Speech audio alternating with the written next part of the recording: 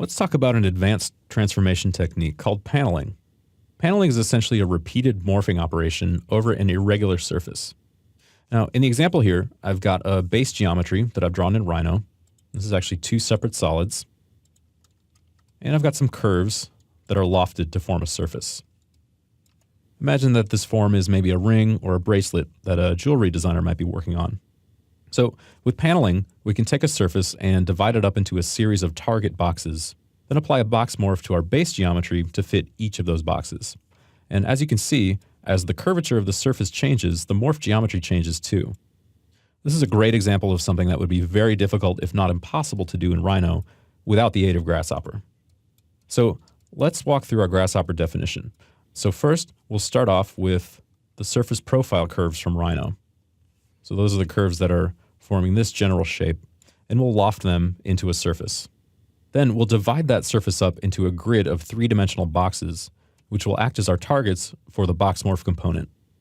And we'll give ourselves some controls to set the quantity and the size of those boxes. So that's what's going on here. We're dividing up that surface into target boxes, and we can control how many and how large they are. Then we'll get our base geometry from Rhino. So that's these two solids right here. We'll calculate a bounding box as a reference. Then finally, we'll apply the box morph to the base geometry for each surface box, giving us our paneling.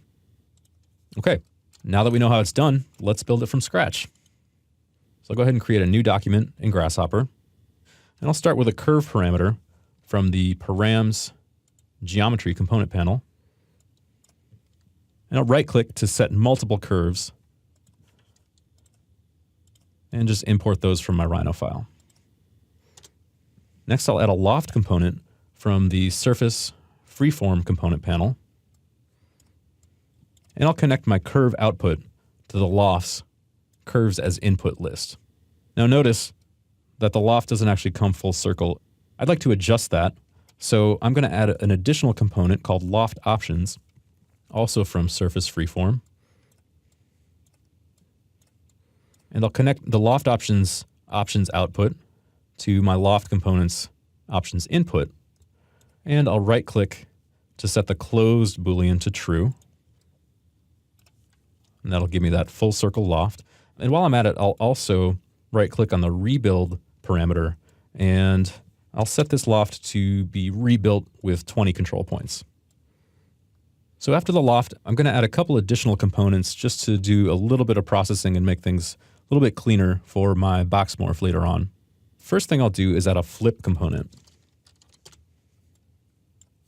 Sometimes when we do a loft, the surface normals will be reversed, so they'll face inside instead of out, and flip does exactly what it sounds like. It flips the surface. So in this case, we want to make sure that the morph operation gets applied to the outside of the surface, not the inside. And flip will help us to make sure that that happens correctly. So I'll go ahead and connect the loft surfaces output to flip's surface input. And I'll actually go back to params geometry and grab a surface component and pass the surface output from flip through this surface parameter. And I'm doing this so that I can right-click on the contextual menu and go to reparameterize. So when we make a surface in Rhino or Grasshopper, that surface has a local coordinate system in the U and V directions. And the bounds of those coordinates depend on different things like the size of the surface. So our surface, for example, might have a U domain of something like 0 to 7. Now, we'll be dividing this surface up to make our target boxes, so I'd like something more predictable than the actual size of the surface. By asking Grasshopper to reparameterize my surface, I'll remap the U and V domains to both be bounded at 0 and 1. So it's just a little bit like asking Grasshopper to treat the surface as a percentage of the whole rather than the actual length values. Okay, so we're all set up with our lofted surface. So now let's work on getting it divided up into boxes for our box morph later on. So look under the transform morph component panel, and I'll grab the surface box component. So first I'll plug in my base surface, and that's going to be the output of my loft operation. For the surface domain input, we need to set up a divide domain squared component. And this lets us divide a two-dimensional domain into equal segments. So I'll look under maths domain for divide domain squared, all the way at the bottom here. Okay, so the divide domain squared's output is going to be connected to the surface box's domain input.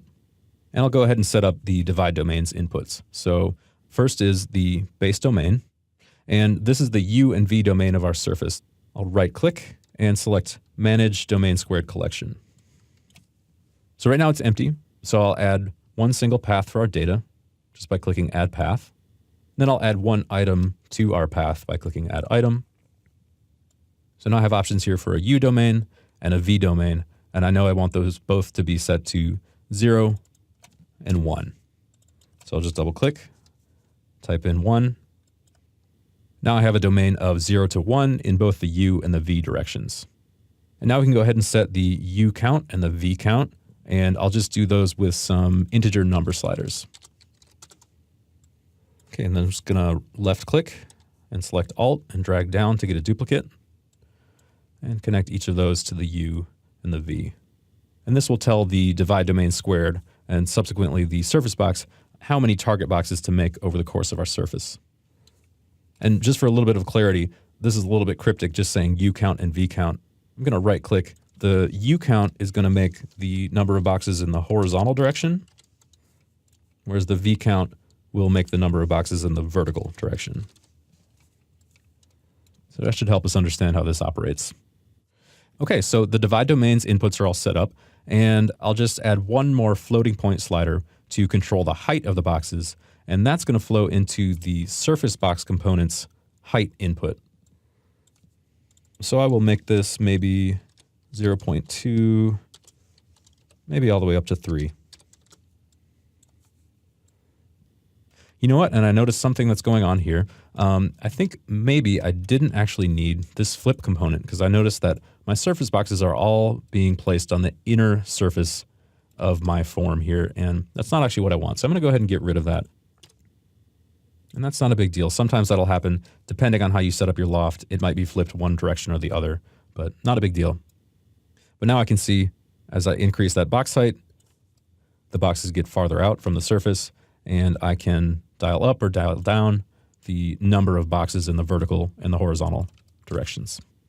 Okay, now we need to get our base geometry from Rhino and calculate its bounding box. So I'll go to the Parameters Geometry component panel and grab a geometry parameter. I'll right click to set multiple geometries, and then in Rhino, just click to select both of those solids and hit enter. Now I'll get a bounding box under surface primitive and route the geometry parameters output to the bounding box's content input. Now by default, the bounding box component makes a box around each individual shape in that geometry list. So I can see here, I have one box here, and they're different sizes. I'd actually like one big box for everything. So I'm gonna right click on bounding box and select this union box option. Okay, and I can see that gives me one big bounding box for all of my base geometry. Okay, at this point, we're ready to set up our box morph component, and that's gonna be under transform morph. So the bounding box is world coordinate box, so that's the upper output here, connects to the box morph's reference box. So that's the second output here. And you might think that the geometry parameter connects directly to the box morph's base geometry input, like that, and that the surface box's output connects right to the box morph's target box input. Well, that sort of works, but not exactly what we were looking for. I see I get one instance of that sort of base geometry, and all the rest are just the base. So something's not quite right here. Okay, and luckily I know what it is. So to make this work, we actually need to plug in some data matching components to make sure that all the base geometry gets correctly morphed onto all of the target surface boxes. So I'm going to add a cross-reference component from sets list. And so I'm going to route, instead of going straight from geometry to the box morph's geometry input, I'm going to route that through cross-reference A input and output, and then the surface box output, I'm going to route that through cross-references B input and output. Okay, and that looks like it is morphing correctly. And if I wanted to here, I could adjust the previews on some of these objects, and I could also adjust the number of divisions we're making in the vertical and horizontal spans, and also the height. So that's just a quick intro into a pretty advanced and powerful transformation technique called paneling.